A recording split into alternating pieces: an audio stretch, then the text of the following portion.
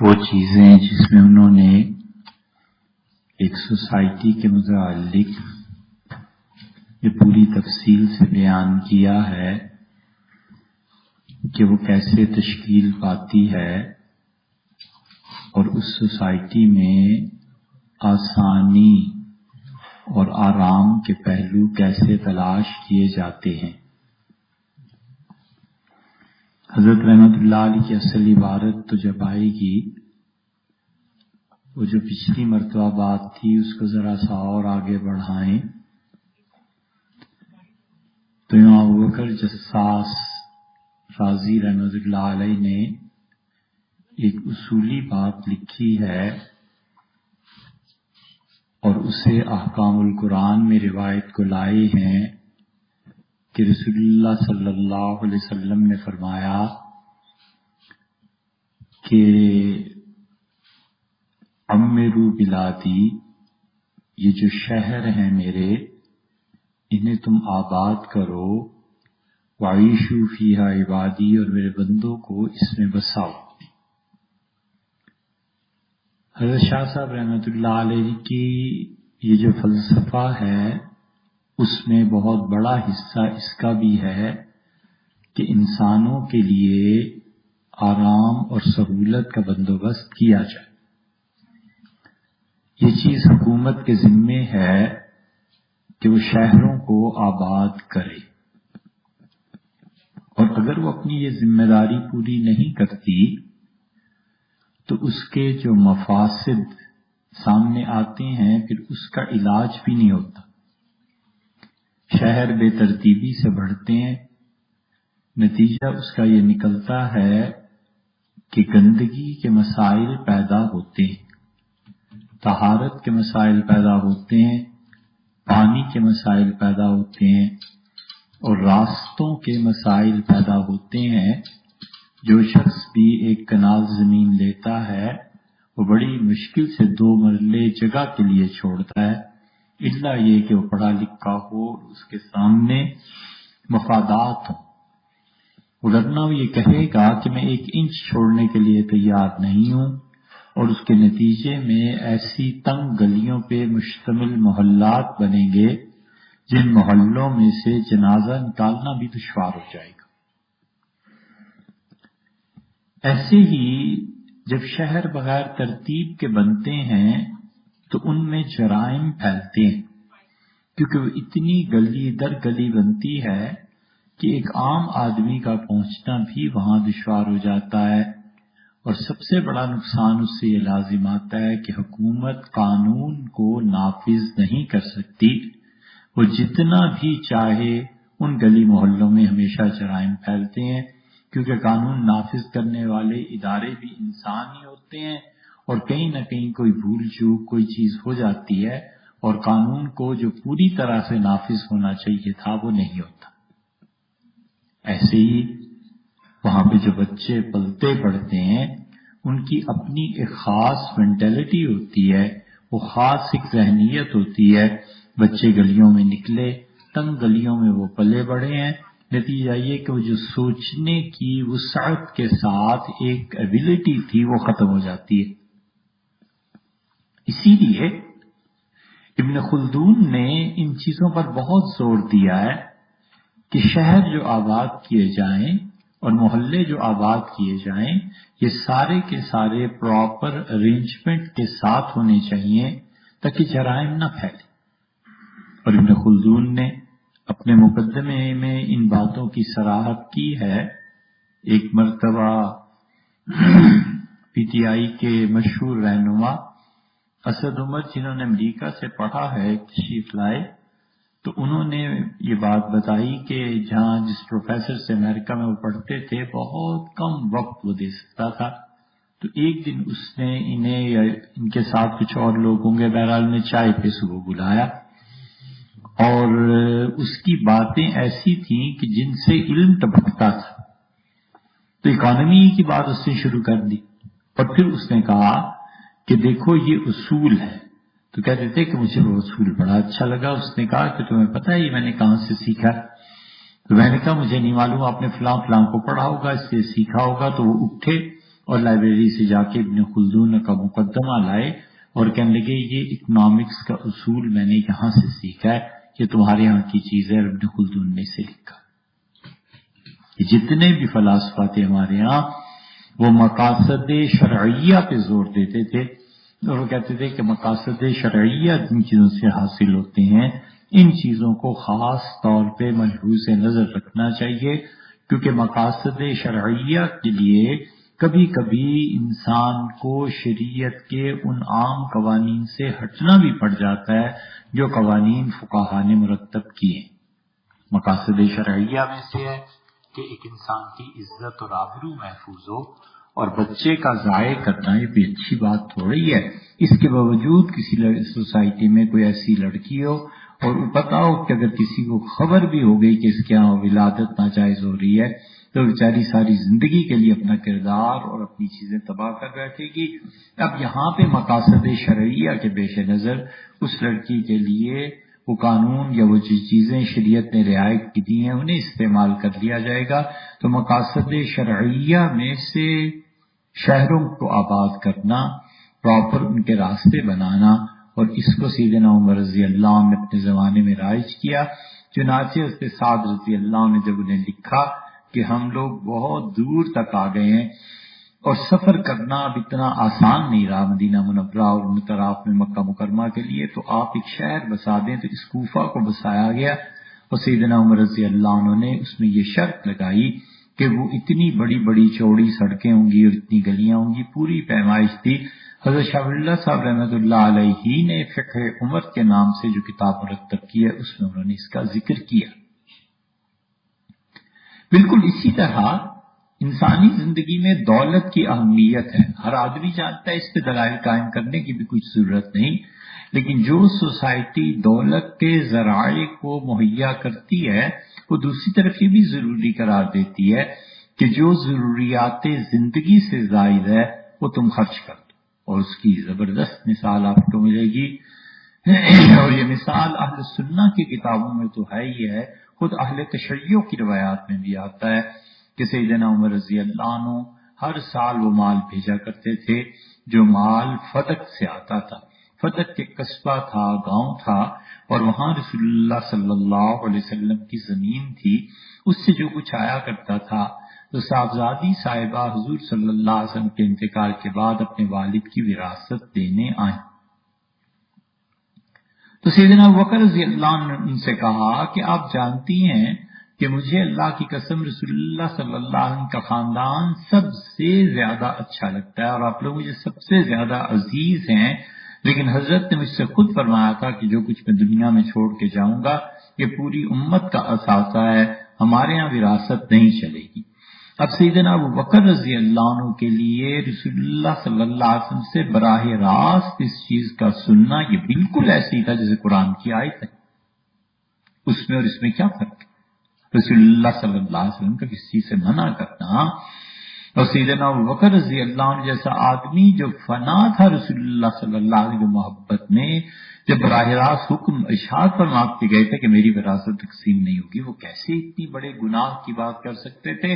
انہوں نے کہا حضرت فاطمہ رضی اللہ عنہا سے کہ میں اسے ایسے ہی تقسیم کروں گا جیسے رسول اللہ صلی اللہ علیہ وسلم کرتے تھے۔ چنانچہ وہ اسی طرح تقسیم کرتے رہے، پیسے انہیں بھیجتے تھے، بنو ہاشم جو تھے اس پیسے کو وصول کرتے تھے اور فرماتے تھے حضرت ابوبکر رضی اللہ عنہ کے رسول اللہ صلی اللہ علیہ وسلم اس میں سے مہمانوں کے لیے بھی رکھتے تھے اور لوگوں کے لیے بھی رکھتے تھے، اور تم سادات یعنی جو لوگ ہیں ان کو بھی بھیجتے تھے۔ سیدنا عمر رضی اللہ عنہ کا زمانہ آیا اور انہوں نے بھی اس کی تقسیم ایسے ہی کی۔ اہل تشیع بھی یہ روایت لائے ہیں اور ہمارے یہاں بھی کہ ایک سال جب سیدنا عمر رضی اللہ عنہ نے یہ پیسے سیدنا علی رضی اللہ عنہ کو بھجوائے کہ یہ حصہ بنایا آپ کا، یہ آپ رکھ لیجئے، تو حضرت علی رضی اللہ عنہ نے انکار کر دیا اور ان کا حضرت بہت پیسے ہیں ہمارے پاس، اللہ نے بہت کچھ دیا ہے، اس سال ضرورت نہیں ہے، یہ پیسے آپ واپس اپنے پاس رکھ لیں۔ سیدنا عمر رضی اللہ عنہ نے فرمایا کہ بیت المال میں یہ پیسہ واپس آ گیا ہے، اب اس سے میں دو کام کروں گا، اس مملکت میں ہمارے یہاں جن لڑکوں اور لڑکیوں کے نکاح نہیں ہوئے میں اس پہ یہ پیسہ خرچ کر دوں گا، اور دوسرے جن لوگوں نے قرض لیا ہے اور ادا نہیں کر سکتے وہ میرے پاس آئیں تاکہ میں ان کی مدد کروں اور قرض کو واپس کروں۔ اس لیے فدق کے مسئلے میں جو اہل تشیع اتنا زیادہ کچھ کہتے ہیں، وہ یہ نہیں سوچتے کہ ان کی اپنی کتابوں میں یہ آیا ہے کہ سیدنا علی رضی اللہ عنہ نے مال کو واپس کر دیا، پھر اس کے بعد جب ضرورت پڑی تو پھر لینے لگے۔ تو مال جو ضرورت سے زیادہ ہے یہ ان چیزوں میں سے ہے جسے بہرحال واپس جانا ہے، اور حکومت نے اس میں تصرف کرنا ہے اور عوام کے لیے سہولت کی چیزیں پیدا کر دی ہیں۔ اور اسی کی مثال ہے کہ بعد میں جب عمر بن عبدالعزیز رحمۃ اللہ علیہ حکمران بنے تو انہوں نے عمر بن عبدالعزیز رحمۃ اللہ علیہ نے بلایا بنو ہاشم کو، اور انہوں نے کہا کہ یہ مال امویوں نے ضبط کر لی تھی، یہ زمین آج سے زمین کی میں شرعی حیثیت بحال کرتا ہوں، اور تم اس زمین سے اتنا ہی فائدہ اٹھاؤ گے جتنا ابو بکر اور عمر رضی اللہ عنہما کے دور میں یہ چیز ہوتی رہی۔ اب سیدنا عمر بن عبدالعزیز رحمۃ اللہ علیہ نے یہ کر دیا، کسی نے اعتراض نہیں کیا، اور یہی وجہ تھی کہ یہ ساری چیزیں سیدنا علی رضی اللہ عنہ کے اپنی خلافت کے دور میں 4-5 سال تک ان کے زیر تصرف رہی ہیں۔ کیوں انہوں نے یہ نہیں کیا کہ اگر یہ ان کی اہلیہ کی وراثت تھی اور حضرت بکر رضی اللہ عنہ سے غصب کر لیا تھا معاذ اللہ تو لوٹا دیتے، کہتے بھی اس وراثت کا مال ہے، یہ اس میں اتنا حصہ حضرت عائشہ رضی اللہ عنہ کا بنتا ہے، اتنا حصہ دیگر بیویوں کا بنتا ہے، اتنا حصہ رسول اللہ صلی اللہ علیہ وسلم کی صاحبزادی کا بنتا ہے، اب وہی رہی نہیں ہے تو اب یہ حصہ کیسے منتقل ہوگا؟ سیدنا علی رضی اللہ عنہ کو کون سکھاتا؟ وہ تو خود علم کے سمندر نہیں کیا، اسی طرح چلنے دیا جس طرح وہ پہلے سے چلا آ رہا تھا۔ اس لیے شریعت یہ کہتی ہے کہ لوگوں کے پاس جو مال ہے یہ مال وہ اپنے پاس نہیں رکھ سکتے، جو ضرورت سے زیادہ ہے بہرحال وہ اللہ کی راہ میں خرچ کریں گے۔ اور یہ وہ تربیت تھی جو عبداللہ ابن عمر رضی اللہ عنہ کو رسول اللہ صلی اللہ علیہ وسلم نے دی تھی۔ عبداللہ ابن عمر رضی اللہ عنہ کی روایت مسند احمد میں آتی ہے، انہوں نے کہا کہ ضروریات زندگی سے زیادہ جو پیسہ ہمارے پاس ہوتا تھا ہم وہ عام لوگوں کا حق سمجھتے تھے، ہمارا اس میں کوئی حق نہیں تھا، اس لیے مال کی تقسیم ہوتی رہتی تھی اور مال چلتا رہتا تھا۔ اور وہی قرآن کریم میں آیا کہ لا یکون دولۃ بین الاغنیاء منکم، کہ اس مال کے وارث تمہارے چند ہاتھ نہیں بننے چاہیے۔ تو سیدنا عمر رضی اللہ عنہ نے اپنے زمانے میں جب قحط بڑھا تو ایک ایسا جملہ فرمایا کہ یہ غنیمت ہے کہ سوشلسٹوں کو نہیں پتا چلا، کمیونسٹوں کو نہیں پتا چلا، وگرنہ وہ تو اسے اسلام کے بالکل اس اصول کو لے لیتے کہ دیکھو یہ تمہارے ہاں بھی ایک جگہ آیا ہے۔ سیدنا عمر رضی اللہ عنہ نے کہا یا تو قحط دور ہو جائے گا جو ہم کوششیں کر رہے ہیں، اور یا پھر مجھے اللہ کی قسم ہے میں یہ جتنے پیسے والے ہیں نا عبد الرحمن ابن عوف رضی اللہ عنہ وغیرہ ان سب کا مال جبرن وصول کر کے لوگوں میں تقسیم کر دوں۔ یہ سیدنا عمر رضی اللہ عنہ کے ارادے اور تیور اور یہ کہنا کہ میں ان کو جبرن لے لوں گا کہ کوئی چھوٹی سی بات نہیں ہے۔ اس کا مطلب یہ ہے کہ مسلمانوں میں جو مال ضروریات زندگی میں خرچ ہونا چاہیے اگر وہ نہیں ہے تو پھر ان سے لیا جائے گا۔ اسی سے متعلقہ چیزوں میں سے ایک جزیہ وہ بھی ہے جو فقہا نے لکھا ہے کہ اگر فرض کر لیجئے کہ کہیں پہ پل نہیں ہے، فرض کیجئے کہیں پہ مدرسہ نہیں ہے، حتیٰ کہ فقہا نے اسے عام کر کے خانقاہوں تک کا لکھا ہے کہ اگر کوئی مربی نہیں ہے جو تربیت کر سکے تو وہاں کے جو سرمایہ دار ہیں ان سے جبرن پیسہ وصول کر کے وہ پل تعمیر کیا جائے، مدرسہ تعمیر کیا جائے، اسکول جو بھی تعمیر کرنا ہے، اور پھر گورنمنٹ کو چاہیے کہ آہستہ آہستہ حساب کر کے وہ پیسہ اصل مالک کو لوٹا دے۔ اس اصول کو آپ دیکھیں ہمارے ملک میں لوگوں کے پاس ذاتی نجی طور پہ اتنے پیسے باہر کے ممالک کے بینکوں میں پڑے ہوئے ہیں کہ اگر وہ کسی طریقے سے واپس آ جائیں تو ملک میں اتنی گرانی کیوں اور لوگ اتنے قرضے کیوں اٹھائے جائیں؟ بڑے بڑے پروجیکٹس ہیں اور ان پروجیکٹس کو یہاں سرمایہ دار آسانی سے چلا سکتے ہیں، اور ہو بھی سکتا ہے، لیکن چونکہ شرعی نظام نہیں ہے، شریعت کے اصول نہیں ہے، ان لوگوں نے پڑھا لکھا نہیں ہے، تو اس لیے وہ اس کو نہیں کرتے۔ اسلام نے اس سلسلے میں بہت بڑی مد صدقات کی رکھی ہے، زکوٰۃ کی رکھی ہے، اور مختلف طریقوں سے مال کے خرچ کرنے کے ذرائع بتائے ہیں، تاکہ لوگ اپنے مال کو کمائیں اور اس میں سے پھر اللہ کی راہ میں خرچ کریں۔ حضور اکرم صلی اللہ علیہ وسلم کی اہلیہ تھی، غالباً حضرت زینب رضی اللہ عنہا تھی یا دوسری ہوں گی، بہرحال ایک بیوی ایسی تھی کہ سیدنا عمر رضی اللہ عنہ نے جب ان لوگوں کے لیے پیسے مقرر کیے اور انہیں کہا لکھو کہ رسول اللہ صلی اللہ علیہ وسلم کی ہر بیوی کو اتنے ہزار دیے جائیں گے، غالباً 10,000 درہم کا فرمایا تھا کہ سالانہ اتنے دیے جائیں گے، اور ام المومنین حضرت عائشہ رضی اللہ عنہا کی جب باری آئی تو آپ نے فرمایا ان کے لیے 2,000 بڑھا کے لکھو۔ تو لوگوں نے کہا آپ کیوں بڑھاتے ہیں؟ کہنے لگے تمہیں پتا نہیں، رسول اللہ صلی اللہ علیہ وسلم کی بڑی عنایات تھی ان کے حال پہ، اس لیے بڑھاتا ہوں۔ وہ ام المومنین ایک تھی رضی اللہ عنہا، ان کے پاس جب پہنچا تو انہوں نے پیسے واپس کر دیے۔ انہوں نے کہا میں اپنا بزنس تجارت کرتی ہوں، اور کرتی یہ تھی کہ کھالیں طائف سے منگا کر ان کھالوں کی دباغت کر لیتی تھی، نمک لگا دیتی تھی، خشک ہو جاتی تھی کھالیں تو مارکیٹ میں فروخت کر کے پیسے لے لیتی تھی۔ یہ ساری چیزیں تھیں، اور پھر انہوں نے کہا اللہ اگلے سال تک عمر کے اس احسان کے لیے مجھے باقی نہ رکھ، میں زندہ ہی نہ رہوں۔ امیر المومنین رضی اللہ عنہ ہیں، پیسے بھیجنے بھی دشوار ہیں، بھیج بھی دیے، لیکن یہ ساری چیزیں ان کا اللہ آئندہ سال تک باقی نہ رکھ، اور آئندہ سال کے آتے آتے ان کا انتقال ہو گیا۔ تو یہ سارے اصول جو ہیں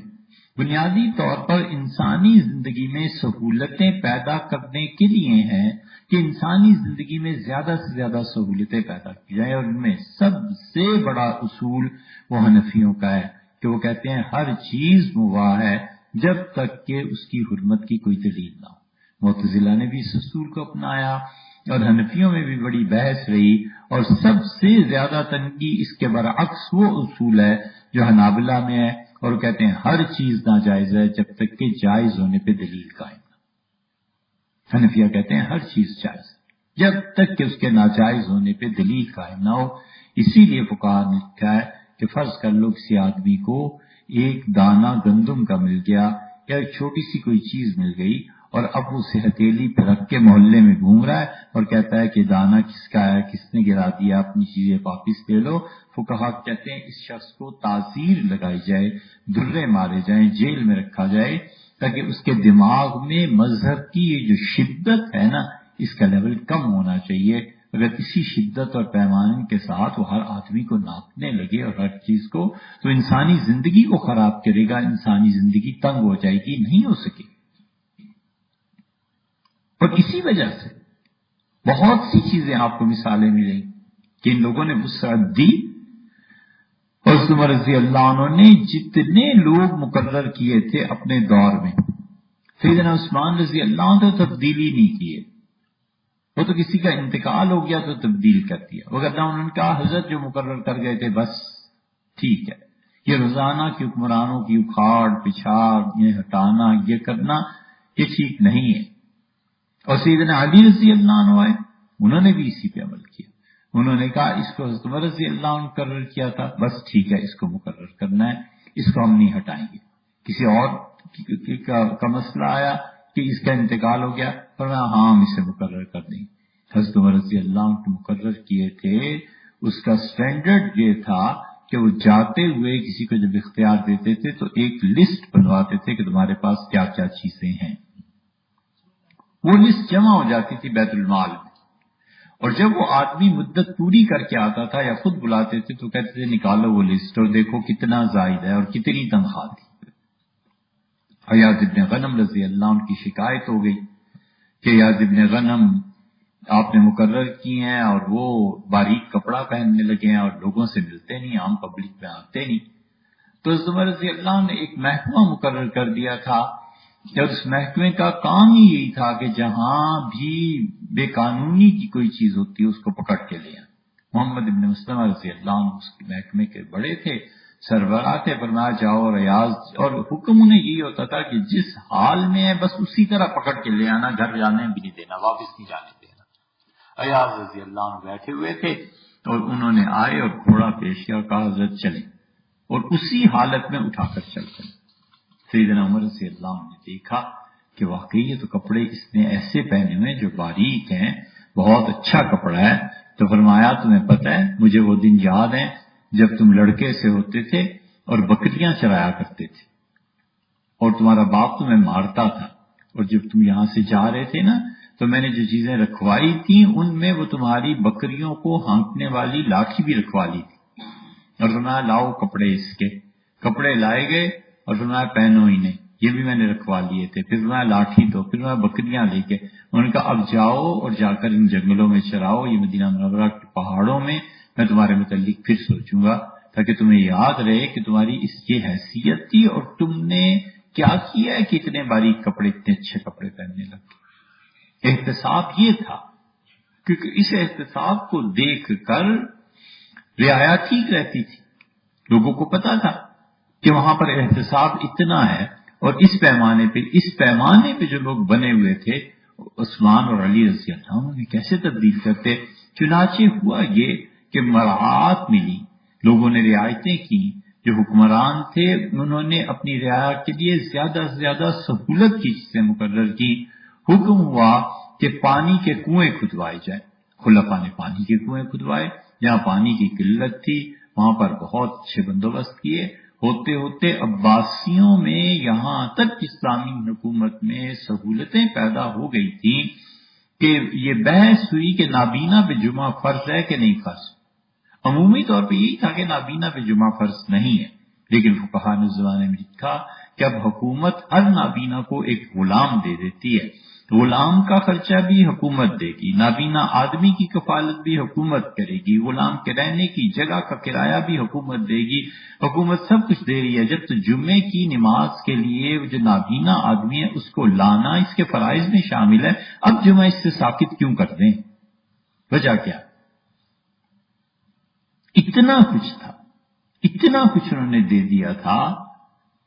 کہ لوگوں میں خوشحالی پھیل گئی، اتنی خوشحالی ہوئی، اتنی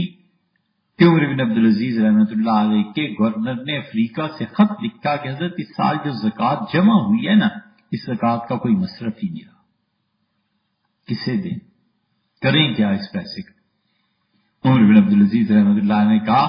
کہ زکوٰۃ کا لکھا کہ ایک مصرف زکوٰۃ کے خرچ کا ایک طریقہ یہ بھی ہے کہ غلاموں کو آزاد کر دیا جائے۔ اللہ تعالیٰ نے فرمایا قرآن میں وَفِي الرِّقَابِ، اور غلام جو بکنے آتے ہیں اس پیسے سے، حکومت کے اس پیسے سے غلاموں کو خریدو اور آزادی دے دو، فرمایا غلام خرید کے آزاد کر دو، کوئی رہا ہی نہیں۔ اور یہ عمر بن عبدالعزیز رحمۃ اللہ بہت بعد کے ہیں، سیدنا عمر رضی اللہ عنہ نے ان سے کوئی 80 سال پہلے فرمایا تھا، وفات شہادت سے کچھ دن پہلے کہا کہ اگر ایک سال بس حکومت کرنے کا موقع اور اللہ نے دے دیا تو تم جاؤ گے اور عراق کی وہ عورتیں جنہیں تم آج زکوٰۃ دے کے آؤ گے، یہ اگلے سال تک سونا زکوٰۃ میں نکالیں گی، اس کی زکوٰۃ دیں گی۔ یہ سب وہ چیزیں ہیں جو شاہ ولی اللہ صاحب رحمۃ اللہ علیہ نے اصول کی باتوں میں لکھی ہیں،